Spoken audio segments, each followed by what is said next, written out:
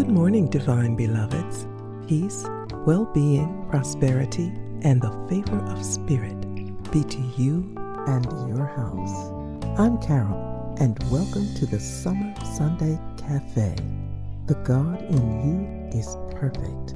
Therefore, all is as it should be. I invite you to stick around about 5 or 10 minutes after the talk to meet and greet each other, and I'd love to hear your questions and comments. I don't know what the weather is like where you are, but it's hot, steamy, and rainy here. So I was trying to figure out whether I should bring the cafe indoors, but I like the sunshine, so I'd rather just pretend that the sun is shining and keep us outdoors. I want to talk about the cost of things. The cost of things. You want things, you desire things. I do, we all do. Buddha says that the key to peace is not to want so much. And there's a lot of truth to that. But the reality of that is, in the Western world, we are people that are, we are marketed to 100 times, thousands and thousands of times per second. We want things. It's just kind of built into us or woven into us. But there is a cost. Long time ago, back in what I call another life, when I was going to charm school and all of that, I used to hear the term, what price for beauty? I didn't have a clue what they were talking about, what price for beauty. And it was just, one of those cliches that people would say, but nobody would explain. And then one time a person said to me that there is no price you will not pay to be beautiful. No price. Well, you can say that's not important to me, but that context, that truth transfers to every area of life. It just happened to be in that context. If you really desire something, if you really value it, there is no price too high for you to pay for what you want. Let me bust a myth here. There is nothing free. You hear that on the internet, everybody that's got a thing going on, they want to give you something free. My dad told me there is no free lunch. Nothing is free. So I keep that in mind when anytime someone is speaking to me and they're trying to offer me something free, I register, there is nothing free. So let me see what it is you want for what you want to give me. Since there is no free lunch and nothing is ever free, the Bible talks about counting the cost. Count the cost before you get started, because if you go into it without counting the cost and you don't have enough to complete the job, whether it's finances, you don't have the skills, whatever it is, if you don't have what it takes to complete the job, Scripture says everybody's going to know that you essentially started the job irresponsibly. You didn't do your homework. You didn't have enough to complete it. It turns out to be like a total embarrassment. What must I give up to get what I want?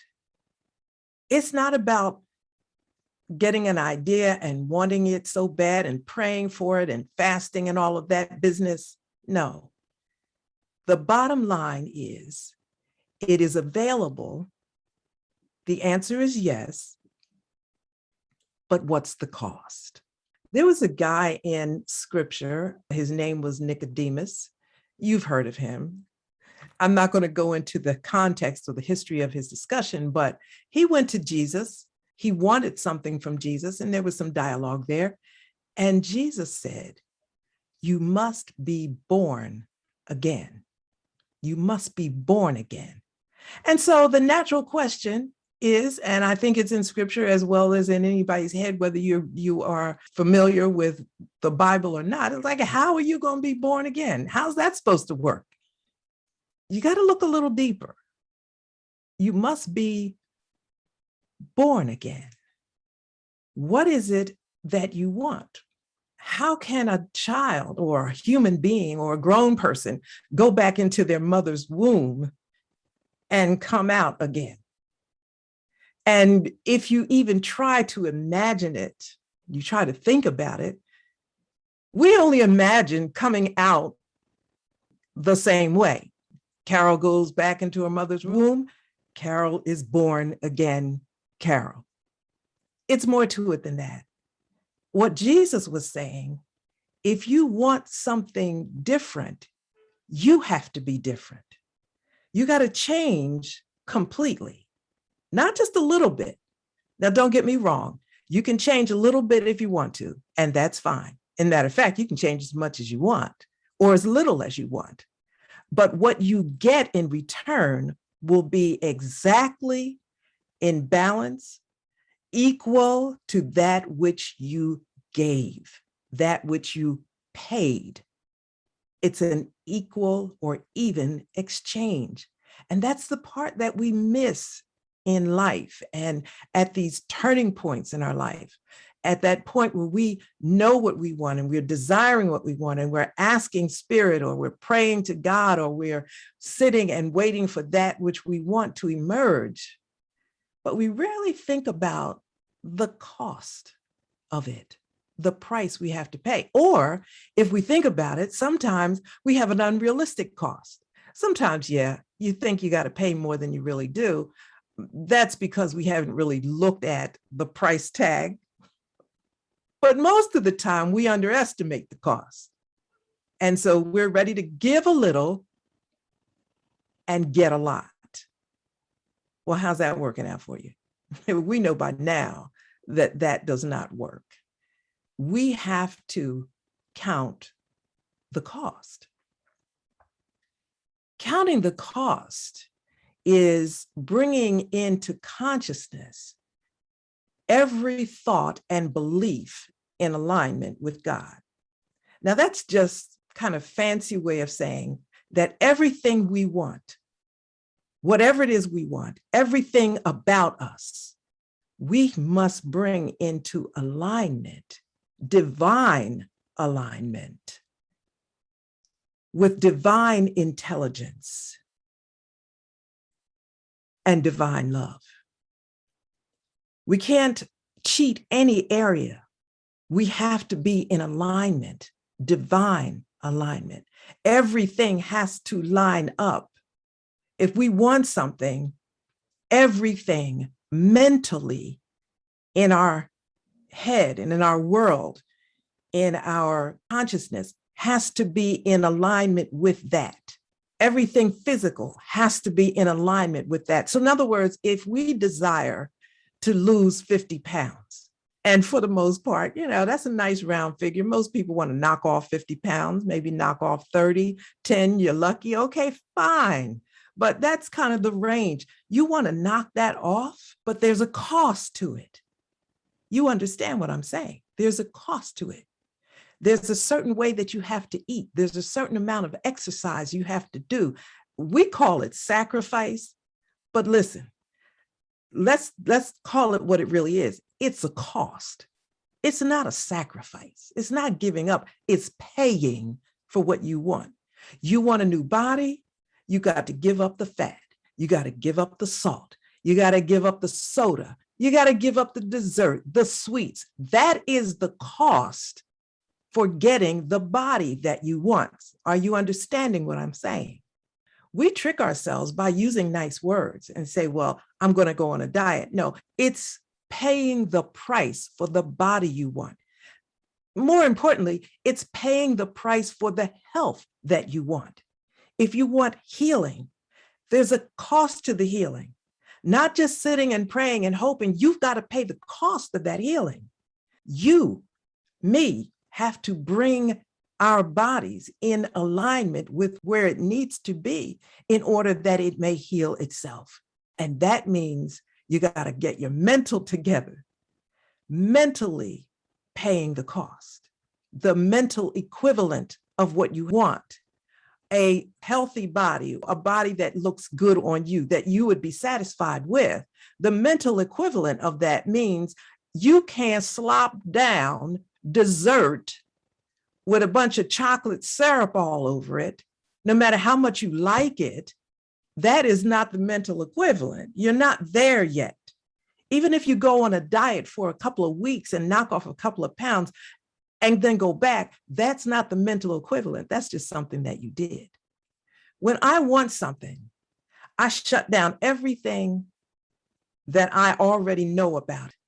and start as though I know nothing. So you have to be willing to challenge yourself, pay the cost of throwing away everything that you thought, that every opinion that you had, every feeling that you had, in order to get that which you desire, which is new, which is not what you have. Otherwise, you wouldn't ask. When Jesus said you have to be born again, he means you can't be the same person that you were before. You have to be different. Born again means different, changed in the way that you need to be changed. So what's born again for you is not born again for somebody else. It's what you want, bringing your little self in alignment with what you want, adjusting your mental equivalent to what you want. That's the price. That's the cost. It's difficult. Anybody who has had a baby knows the pain of bringing forth a new human being into the world. It is excruciating. It is painful. You cry, you scream, you do a whole lot of stuff. You say things that you don't want anybody to know that you said. My point is this: when we're seeking something new, rarely at the time when we ask, do we understand the full cost of it. Yeah, we do ourselves a good service by counting the cost, but usually we find out, there are hidden costs involved. Same thing spiritually. Once you desire something and you count the cost, spiritually, you're not going to know everything up front because we don't have the spiritual intelligence to know that, but it is there within us and it emerges as we go forward. That's why as we move toward our dream, or what some call our destiny, we move toward that which we want, things come up, and sometimes it's painful. Sometimes it makes us angry. Sometimes it makes us cry. Sometimes it makes us want to give up. That's the labor pains of being born again. And sometimes if you knew what giving birth was like, some people would say, I would have probably made a different choice. Oh, but you see the little baby and it's cute, and the baby looks like you, and the baby looks like the daddy, and the baby is just adorable. And yeah, you love it. So that's a tale that you forget the pain. You don't ever forget the pain. But the beauty that has come forth from the pain is amazing. It is miraculous. It is wonderful. But you have to go through the pain. We have to examine every habit, every thought, because when we desire something bigger, something more, it means we want something more than what we have. And I don't want to say better, but better. Yes, we all want something better, greater than what we have. That means we must become something greater. We must become something better. And that's not a statement that is saying that we should put ourselves down. Not at all. We start where we start.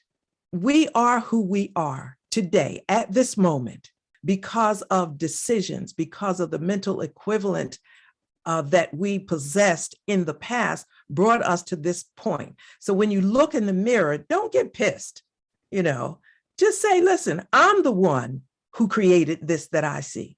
I'm the one that created this life that I am now living. And if I don't like it, I must be born again. I must change.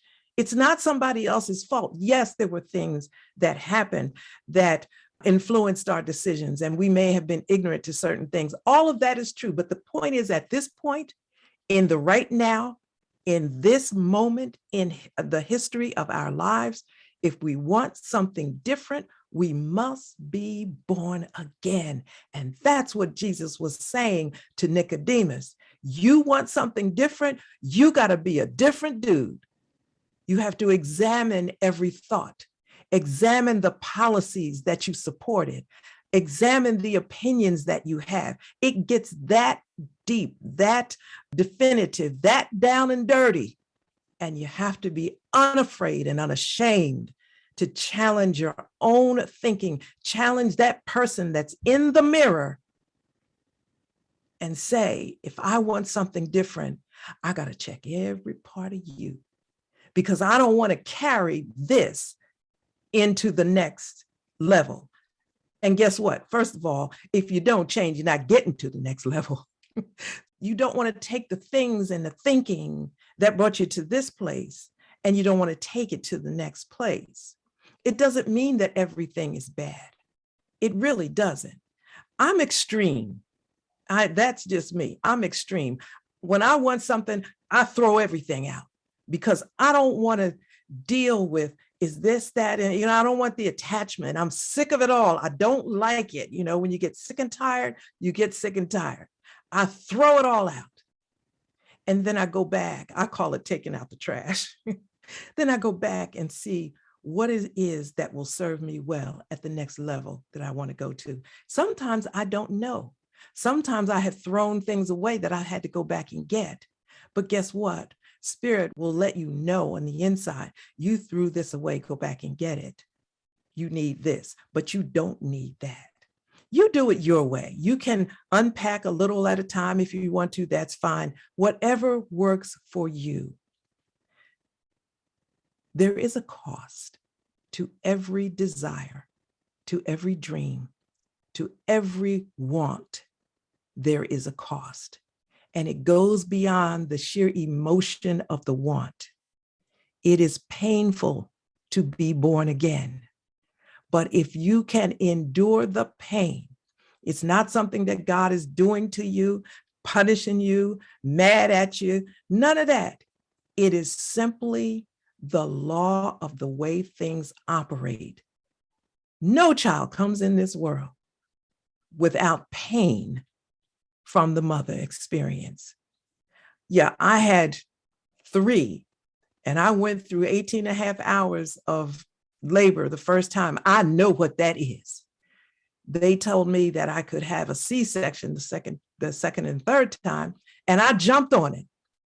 Okay, thinking that I could get away from the pain. No, I didn't have the labor pain, but a C-section is surgery. You're going to have some pain one way or the other. And I'm not saying that to scare anybody or to dog a situation. I'm simply saying that whatever we want, we must be willing to pay the price that it costs to have it. People that haven't put anything into something don't value it. People want to borrow your car. It's not their car. They're not careful. Unless you pay the price, you don't know the value. That's what being born again means. That is what Jesus was trying to tell Nicodemus. Unmute your mics. I would love to know what you have to say about being born again. Good morning. Good morning. I like to say that was truly a powerful message that you brought, and there's a lot of unpacking that we can do to that one. But I want to take a look at one thing that you did say. You said that people don't really value anything that they don't put anything into. And I think that is so, so true. It doesn't matter if you're trying to get a person to appreciate something. If they have no connections with it, if they have no bond with it, then it's not going to happen. I think one of the key words that you used was ownership. Being able to say that you have ownership in something will make a person try to make the change and try to make it the best that you can possibly be. But if you don't have any ownership with it, then, as you said, you can try any time. You're not going to make a lot of changes because it's not going to be very important to you. Thank you. Thank you for your comment. That's absolutely true. I think we all have experiences with that. It's hard to accept at first. You know the value of something, and you automatically think that other people share that knowledge and share that understanding. Not so. I'll tell you a quick story. My father was a car, most men love cars, and he was all into his car.